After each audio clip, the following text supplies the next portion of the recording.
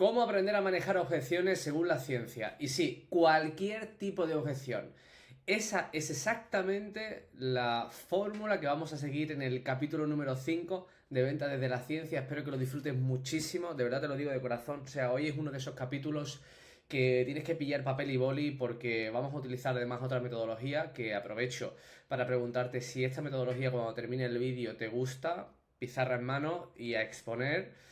Me lo dejéis saber por comentarios, porque quiero llevar estos capítulos a la forma más práctica posible y a la forma además más formativa posible para que puedas beneficiarte al máximo de ellos. Así que nada, empezamos capítulo 5. Repito, cómo aprender a manejar cualquier objeción desde la ciencia. Vamos a ver un método, una estructura basada 100% en ciencia y de verdad te digo, espero que disfrutes mucho. Soy Pablo Luna, experto en neurociencia aplicada a la videollamada de venta y vamos allá con el capítulo número 5. Vamos allá. Bueno, capítulo importante. Me voy a poner por aquí en pequeño para que veáis bien. Bien. Ok, bueno, capítulo importante, capítulo número 5. Ya te avanzo y aviso que si no te has visto el capítulo número 1, que es cómo rebatir cualquier tipo de objeción, te animo a que lo veas porque es importante para que obtengas una claridad acerca de las objeciones, porque hoy vamos a ver cosas un poquito más detalladas, un poquito más en profundidad, así que si no lo has visto te recomiendo que veas el capítulo número 1. Bueno, todo lo que vamos a ver hoy está basado 100% en neurociencia. Ya me conoces y si no me conoces te digo, me formo en neurociencia con neurocientíficos, uno de ellos en Jonathan Benito Sipos, y me formo pues cada 2-3 meses, contrasto todo lo que estudio para ir entendiendo poco a poco la forma en la que la neurociencia puede ayudar a la venta y sobre todo el objetivo final es que tú lo entiendas de la forma más sencilla posible, con la mayor claridad posible y con el mayor beneficio posible. Así que, como entenderás, todo de lo que vamos a ver hoy, al contrario que te lo han explicado, lo que menos importa aquí es mi visión, lo que menos importa aquí es lo que yo piense, lo que yo opine. Yo siempre digo que soy un mero intermediario entre la ciencia, el conocimiento y entre, en este caso, tú, que estás escuchando o que estás viéndome a través de YouTube. Entonces, de corazón, hoy vamos a ver algo muy, muy interesante. Bueno, repito, todo lo que vamos a ver es a través de la ciencia y vamos a ver bastantes métodos para resolver, para manejar cualquier tipo de objeción. Bueno, en el capítulo que te mencioné, en el capítulo número 1, es exactamente el capítulo en el que quiero que te veas antes que este, si no te lo has visto, para intentar entender mejor qué es una objeción. Porque vamos a ver una serie de teorías que en el capítulo número 1 la aclaramos. Bueno, vamos a meternos directamente de lleno. Llevamos prácticamente 3 minutos con la intro, así que vamos a meternos directamente de lleno. Bueno, vamos a ver. Antes de nada, antes de ver cómo manejarla a través de la ciencia, vamos a estipular una serie de cosas importantes para aprender a manejarlas. Bueno, como te he dicho, vamos a ver una estructura, vamos a ver una forma de. Bien, vamos a empezar por aquí, vamos a poner objeciones.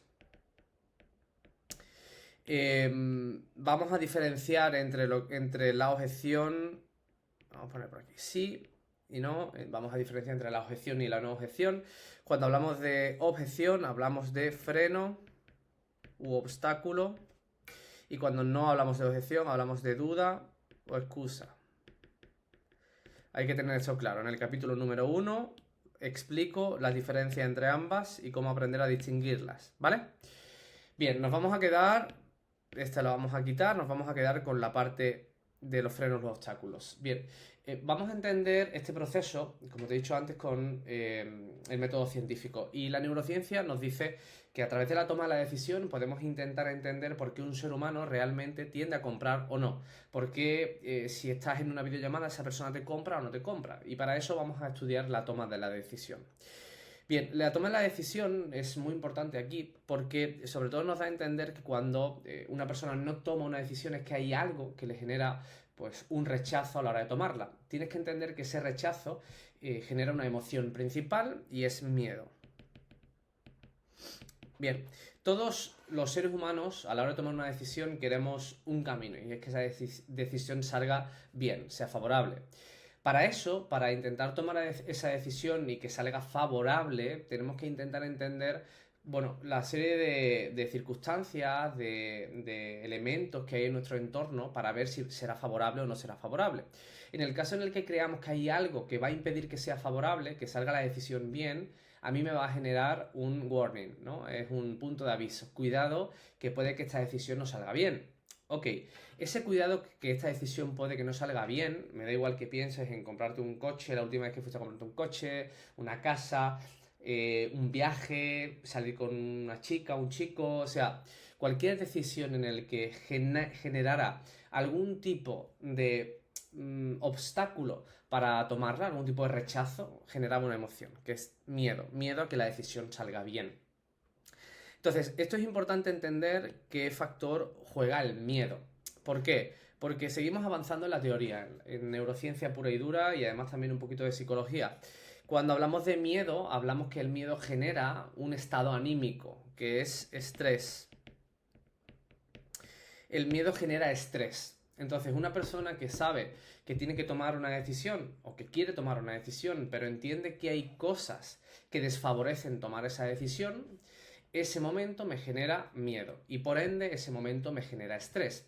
Entonces, cuando una persona siente estrés, hay una serie de capacidades, de facultades cognitivas que se ven mermadas, como la claridad, la certeza y una serie de puntos importantes que disminuyen precisamente esa claridad a la hora de tomar la decisión, emborronan todavía más el resultado.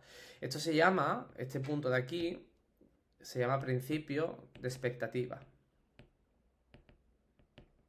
El balance entre, sobre todo para que nos entendamos, las recompensas que yo obtendré, la predicción que hago de las recompensas que obtendré. ¿Cuánto de riesgo hay en esta transacción que voy a generar? Muy bien, entonces, ahora que ya entiendes eso, que es un apartado muy importante, vamos a otro siguiente punto.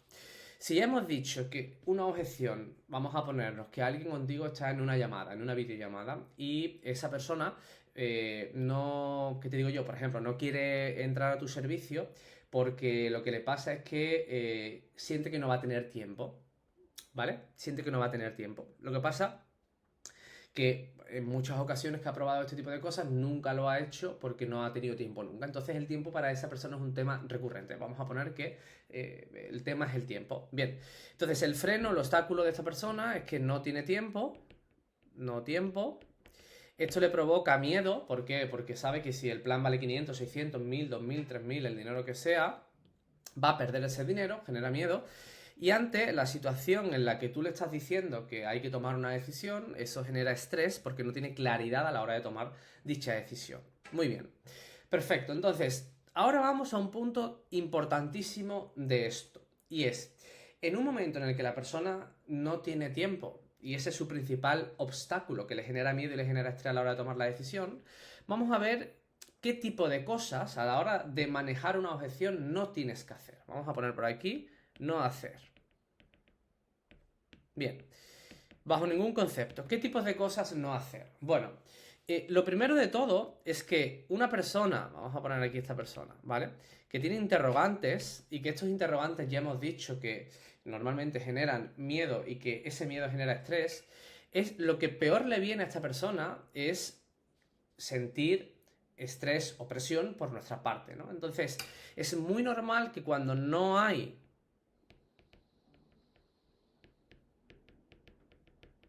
vínculo afectivo, la sinceridad del sujeto disminuya. Por tanto, el conocer qué es exactamente lo que le pasa, es decir, que no tiene tiempo, es vital en esta ocasión. Por tanto, para nosotros intentar conocer qué es exactamente lo que le pasa, una de las cosas precisamente que no hay que hacer es presionar. Y cuando hablo de presionar no es dímelo, dímelo, dímelo, dímelo, sino simplemente entender que mi lenguaje, mi comunicación va a ejercer un punto súper importante a la hora de entender qué es lo que va a pasar. Entonces, el primer punto que vamos a dejar aquí es entender si eso realmente es lo que le está pasando o no. Y para eso tengo que entender que como no hay un vínculo afectivo, la persona no tiene por qué reconocerme la verdad y que esta persona, si yo en ese momento pues la presiono o le hablo con un tono, le hago una determinada pregunta que le siente mal, esta persona en ese momento está en un proceso de estrés, un proceso de miedo en el cual no tiene clarividencia a la hora de tomar una decisión y todos los factores le pueden afectar mucho más. Por tanto, es muy importante que te aísles de este tipo de circunstancias. La solución primero a esto es súper sencilla. Primero entender que nadie ni nada nos debe nada, que nuestra posición debe ser lo más natural posible y sobre todo que al igual que cuando en una relación de pareja tú estás con tu pareja y tu pareja te dice por ejemplo le haces una pregunta, te responde mal o llegas a casa y no te habla, al igual que entiendes en ese momento que si tú a tu pareja le hablas mal en ese momento o le presionas para que te diga lo que le pasa y no te lo dice, tú sabes que ese tipo de actitudes y de comportamientos a tu pareja le van a sentar mal. Es obvio, es evidente. Y ese sentar mal es estrés, y el estrés no genera clarividencia, no te hace abrirte, no te hace verdaderamente entender que el entorno es todo lo contrario a la hostilidad, es un entorno de aceptación, es un entorno de no juicio, un entorno en el que yo puedo ser yo, en el que yo verdaderamente puedo ser vulnerable y decir exactamente lo que me está pasando. Entonces, es muy importante tu actitud frente a este tipo de episodios en una fase final para aprender a manejar una objeción con todos los requisitos científicos que nosotros estamos aquí exponiendo en este capítulo. Así que el primer punto, por favor, cuida tu comunicación, cuida tu lenguaje, cuida la forma en la que te diriges a la persona, cuida exactamente todo. ¿Bien? Ok, perfecto. Entonces, el segundo punto, tienes que entender que nosotros cuando estamos en este tipo de situaciones, tenemos que entender que para nosotros hay, al igual que para el cliente, hay una resistencia a la hora de tomar la decisión, es decir, una resistencia alta no lo tiene nada claro, una resistencia baja lo tiene claro. Para nosotros ocurre lo mismo frente a la frustración al no. ¿De acuerdo? Vamos a poner por aquí, frustración al no. ¿Qué quiere decir la frustración al no? Bueno, pues muy sencillo. La frustración al no es cómo yo precisamente encaro, acepto que una persona ofrezca una resistencia a la hora de tomar la decisión, es decir, que no lo tenga claro y que me diga pues que se lo tiene que pensar o que tiene que hacer tal o que tiene que hacer pascual. Entonces, la frustración al no, hay gente, por ejemplo, que es muy despegada, que le da igual y que le dicen en primer lugar, bueno, pues me lo tengo que pensar, y le dice, vale, perfecto, pues nada, ya hablamos. ¿Ves? Un extremo. Luego hay otro tipo de personas que le dicen, me lo tengo que pensar y esa persona ya se enfada y dice, otra persona igual, ya me está diciendo esto, seguramente me va a poner una excusa y me va a estar mintiendo en mi cara y llevo aquí 40 minutos y me está tomando el pelo. Entonces hay diferentes tipos de grado a la frustración del no, de resistencia a la frustración del no. Tú tienes que entender en qué grado te encuentras. Es muy importante el autoanálisis para entender en qué grado estoy para resolver verdaderamente, manejar una objeción de forma efectiva. Entonces, tienes que entender en qué punto estás de la frustración al no. Lo que yo recomiendo siempre es que te lo pongas desde el 0 hasta el 10, ¿vale? Entendiendo 0 que eres totalmente desapegado y entendiendo 10 que te enfadas muchísimo. Esto, obviamente, estos dos puntos hay que evitarlos a toda costa y lo ideal es estar en torno al 5, ¿bien? Esto es el punto correcto. Entonces, ¿qué ocurre? Que tanto el 0 como el 10 son dos extremos y los extremos no los queremos. Queremos como una persona que entienda que una persona que me dice me lo tengo que pensar o tengo que hablarlo o me pasa cualquier cosa es algo que es absolutamente natural y normal porque siempre todas las decisiones que tomemos, todas conllevan un riesgo. Todas, absolutamente todas. Desde tomarte una pastilla de ibuprofeno porque te duele la cabeza y en el prospecto pone que te puede pasar algo, desde iniciar una pareja, desde siempre hay algún riesgo. No hablo de muerte, hablo de decepcionarte, hablo de perder dinero, hablo de perder tiempo, hablo de perder una amistad, hablo de perder la vida, hablo de perder todo. Entonces, nuestro cerebro tienes que entender que está siempre puesto de cara a intentar sobrevivir. Y eso es importante que lo entiendas porque cuando una persona a mí manifiesta un pequeño obstáculo a la hora de tomar la decisión que le genera miedo, yo lo que menos puedo hacer en este caso es ponerme igual, ¿no? O afectarme, porque entiendo que una decisión conlleva un riesgo y que ese riesgo hay gente que lo lleva peor y hay gente que lo lleva mejor, lo tiene más claro o menos claro. Y es normal que una persona me oponga a esto. Eso sí, tengo que decir una cosa que quede bastante clara. Las personas, cuando nosotros estamos frente a la toma de una decisión, nuestra labor no es tanto aprender a manejar objeciones, sino a entender que las mejores objeciones se resuelven antes de que el cliente las manifieste, antes de que el cliente manifieste ese miedo, ese estrés, esa preocupación. ¿Por qué? Porque para eso hago una etapa en la que pregunto. Para eso hago una etapa en la que hago unas determinadas preguntas, en las que obtengo una información necesaria. ¿Para qué? Para que después cuando yo le esté explicando el servicio al cliente, el cliente entienda que esas preocupaciones ya no existen o al menos durante mi servicio o mi programa. Y las mejores objeciones, repito, se resuelven cuando el cliente no es consciente que las manifiesta porque no hay un proceso de estrés. ¿De acuerdo? Es muy importante. Bien. Entonces, la frustración al no, ¿en qué grado te encuentras? ¿En el 1, en el 5, en el 10, en el 9? Tienes que trabajar en ello, ¿de acuerdo? Bien, perfecto. 3. ¿Cuál es la ejecución real? Vamos a ponerlo aquí, ejecución. ¿Cuál es la ejecución real a la hora de resolver una objeción? Bueno, lo vamos a dividir en diferentes partes, ¿bien? Aquí ya nos metemos un poquito más en materia y repito, siempre todo lo que vamos a ver está basado en ciencia y el objetivo siempre será mi cliente. Nunca el objetivo eres tú. De hecho, la mayor parte de las ventas que no se venden es porque eres demasiado egoísta, es porque la gente es demasiado egoísta, es porque se centra uno demasiado en sí mismo. Porque únicamente se centra en la transacción. No, joder. Lo más importante siempre es tu cliente. Por favor. Eso no quiere decir que tu cliente tenga siempre la razón, sino que es lo más importante. Dale la prioridad. Escúchalo bien. Céntrate en él. De verdad, que en el momento en el que descifres ese punto, todo vendrá mejor. Que la venta no es ninguna ecuación. La venta se puede mejorar gracias a entenderla, exactamente lo que estamos aquí, pero no hay ninguna fórmula secreta, señores. La fórmula secreta es prestar atención a quien tengo enfrente, nada más. Y darle prioridad real y olvidarme de la transacción, al menos durante los minutos que esté con esa persona en esa llamada. Entonces, la ejecución, vamos a poner desde un plano desde el punto de vista científico, la ejecución para intentar manejar una objeción lo mejor posible reside en 3 puntos principalmente. Bien, teniendo en cuenta que ya hemos entendido cuál es la objeción o cuál es el punto en el que el cliente está verdaderamente, gracias a lo que os he explicado antes, que ese es uno de los principales cuestiones, ya hablaremos en otro episodio de las conclusiones primarias, de la logística, de ahí una serie de cuestiones que son importantes entender aquí. Entonces, ¿cuál es la ejecución? Bien, para entender la ejecución lo vamos a poner en 3 puntos, ¿de acuerdo? Perdón, vamos a ponerlo aquí, 1, 2 y 3. Bien, el primer punto será la validación. Cuando hablamos de validación vamos a distinguir entre validar vs aceptar.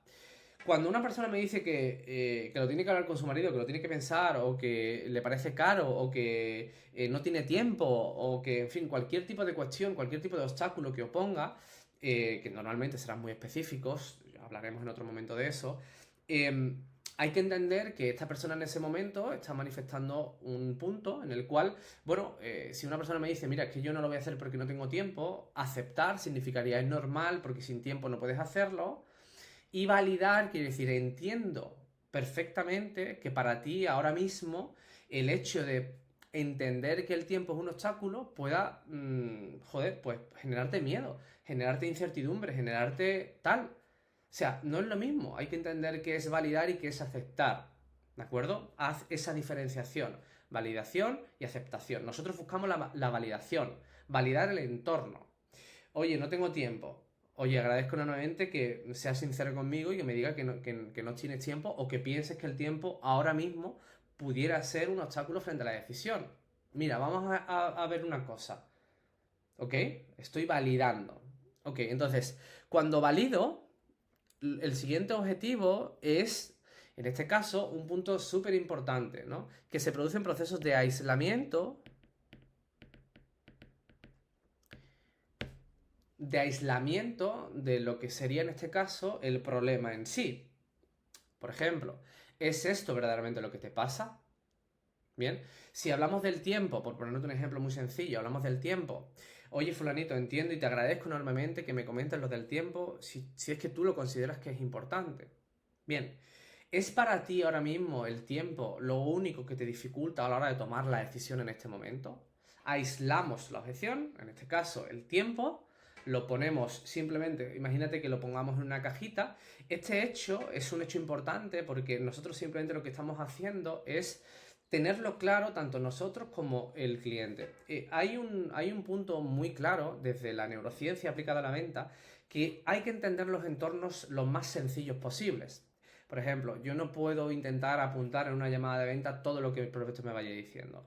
De hecho, lo mejor y más efectivo es apuntar que se llaman palabras clave o palabras estratégicas, que son palabras que a lo mejor ya de leerlas a mí me recuerdan a toda esa información que el cliente me estuvo diciendo en ese momento. No me vale con tener mucha información, no es productivo. Entonces, nosotros lo que buscamos en ese momento es tener lucidez. Al igual que sabemos que el estrés no genera lucidez, por tanto, yo le tengo que hacer sentir al cliente lo mejor posible y a mí también, mediante la risa, mediante el buen rollo, mediante la naturalidad. Es importante que en ese momento nosotros cojamos el problema, que lo aislemos y que digamos, ¿verdaderamente es esto? Ahí está el problema, ¿es ese? ¿Es eso lo que pasa? Si el cliente en este caso me dice sí, buscamos ese aislamiento, y cuando buscamos el aislamiento proponemos una solución. ¿Qué ocurre? ¿Cuál suele ser el problema en estos casos? Lo que suele ser en ese momento es que la persona, en este caso, oponga una primera resistencia. Oye, mira, es que no tengo tiempo. Cuando me dice que no tengo tiempo, yo en ese momento lo que intento es directamente ir a la solución. O lo peor aún, que sucede en muchas ocasiones, en ese momento en el que el cliente me está oponiendo, me está ejerciendo una resistencia, me está diciendo que no tiene tiempo, pues se genera lo que se denomina como procesos de confrontación.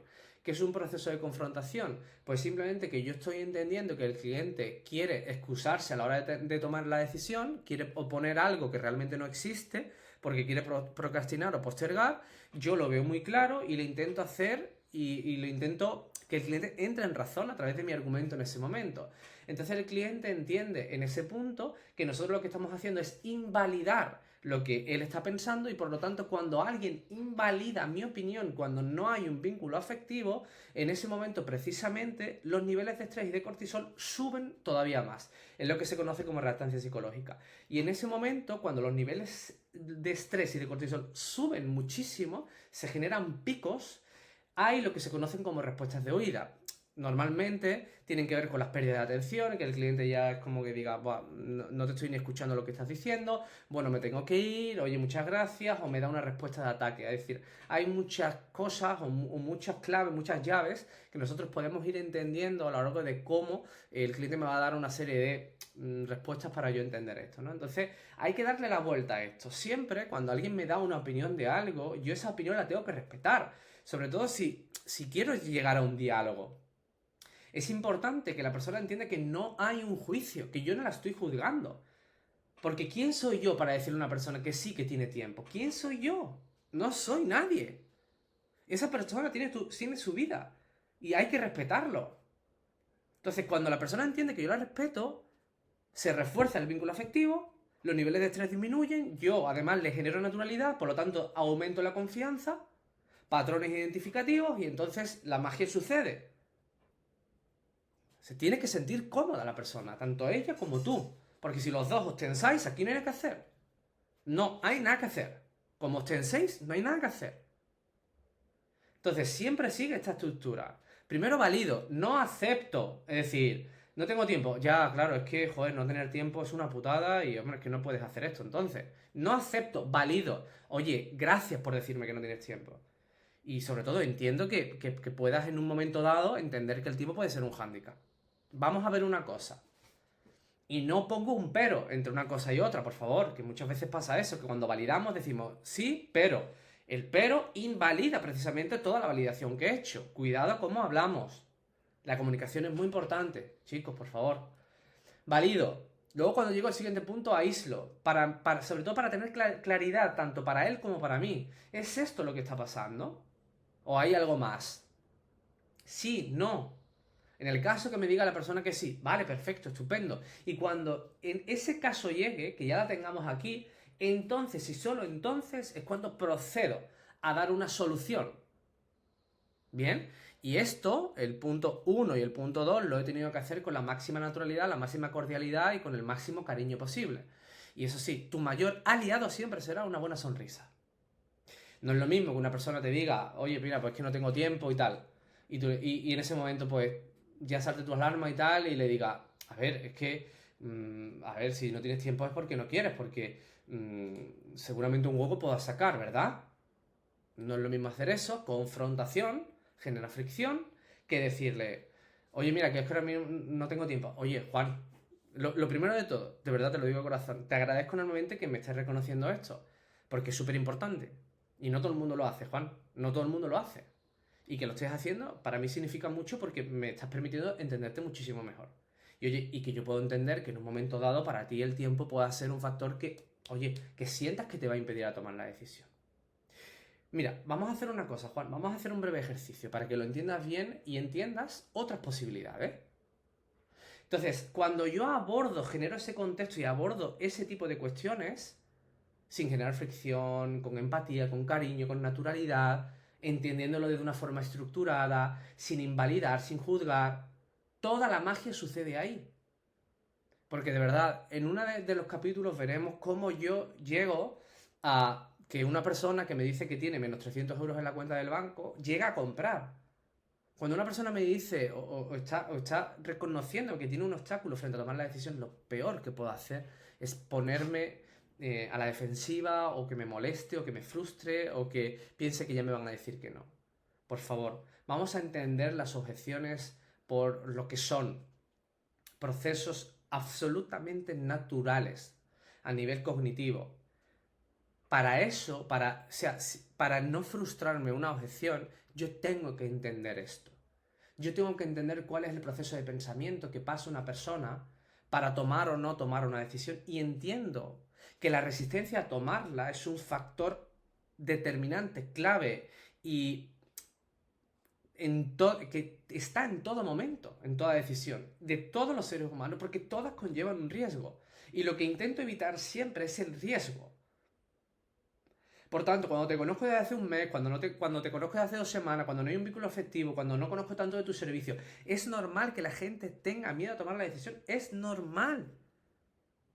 Por tanto, lo primero, por favor, quiero que te lleves de este episodio no solo la comprensión, sino que es importante entender este proceso como un proceso natural.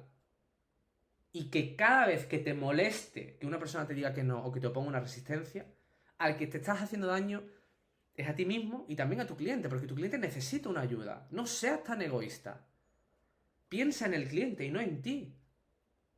No te bases en el dinero. El dinero será una consecuencia. Básate en el hoy, en el cliente, en lo que le está pasando y en comprenderle. ¿Verdad que si tú, y termino con esto, tienes un problema, a ti te gusta que ese problema te escuchen? Y que no solo te escuchen, sino que te traten con cariño, que te den un abrazo, que te permitan la posibilidad de tú poder, pues, reconocer ciertas cosas que te pasan o ciertos miedos que tienen. Todos necesitamos esto. Entonces, por favor, te lo pido, entiende este proceso así y no te culpo, ¿eh? O sea, no te culpo porque, de verdad, de 100 alumnos, 99 le genera frustración y le genera tensión el proceso final. Unos se enfrentan, otros no. Pero a todo el mundo le pasa exactamente lo mismo. O sea, no eres un bicho raro, no te pasa a ti nada más, es algo totalmente normal. Pero la clave es que no te han explicado exactamente este tipo de cuestiones. ¿Qué dice la ciencia alrededor de tomar una decisión? Cuando yo no entiendo el por qué, entonces y solo entonces puedo decidir cómo afrontarla de una manera diferente. Porque sé lo que está pasando y tengo seguridad en el momento. ¿De acuerdo? Así que, bueno, hasta aquí el capítulo de hoy. Se nos ha ido a media hora. Repito, si te ha gustado esto, no olvides darle like y suscribirte, por favor, porque me ayudará muchísimo. Y como te comenté al principio del episodio, si este tipo de vídeos en los que hacemos pizarra te gusta más, yo, de verdad, déjamelo en un comentario y seguiremos haciéndolo así. Así que nada, nos despedimos del 5.º episodio. Nos vemos.